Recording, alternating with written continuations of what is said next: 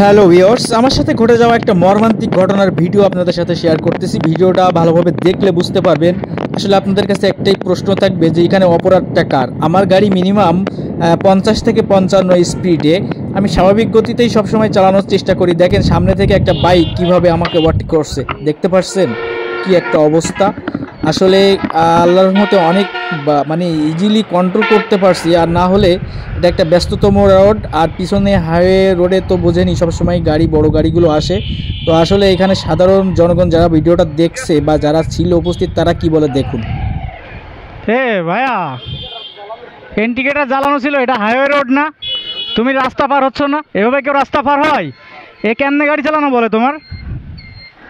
হ্যাঁ,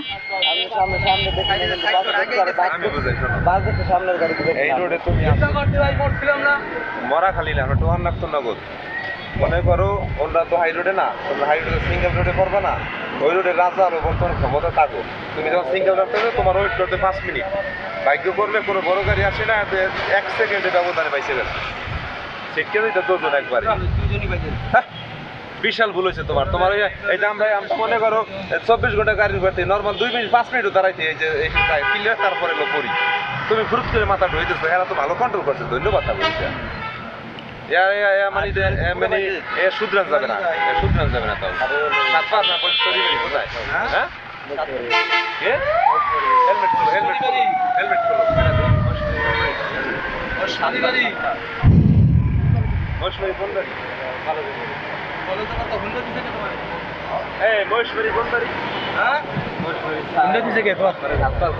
তোমার না তোমার বাপের?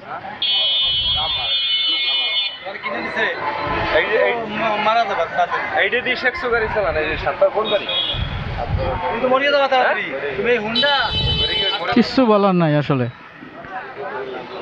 তোমার ড্রাইভিং লাইসেন্স আছে ভাইয়া? ড্রাইভিং লাইসেন্স আছে? চিন্তা করো, গাড়ি চালায় ওর ড্রাইভিং লাইসেন্স নাই, তাইলে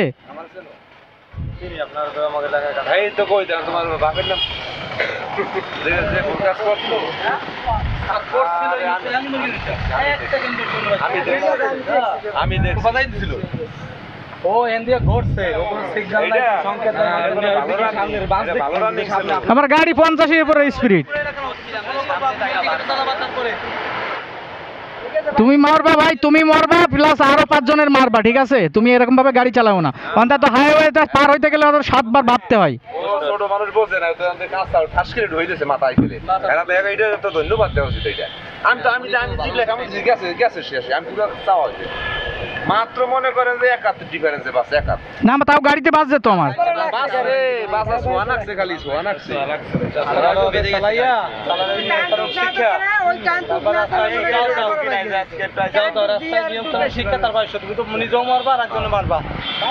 চিন্তা করা যায় এগুলা। যাও যাও, আল্লাহ আল্লাহ করতে করতে যাও, বাড়ি যাও।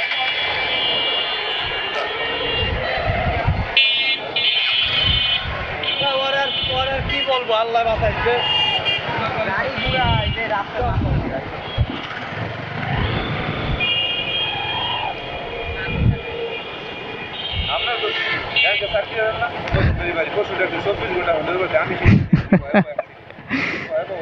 আর এই জায়গাটার কিন্তু এমনিতেই দোষ আছে। হ্যাঁ ওইটাই, ওই তো গাড়িও তো এসে গেছিল 2 সেকেন্ডের ব্যবধান। হ্যাঁ সে তো অবশ্যই।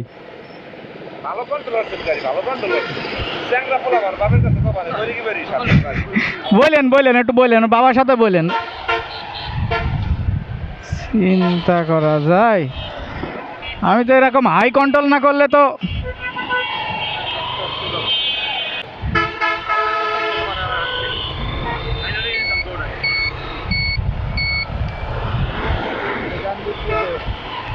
হ্যাঁ ডাইনি দিয়ে যাবেন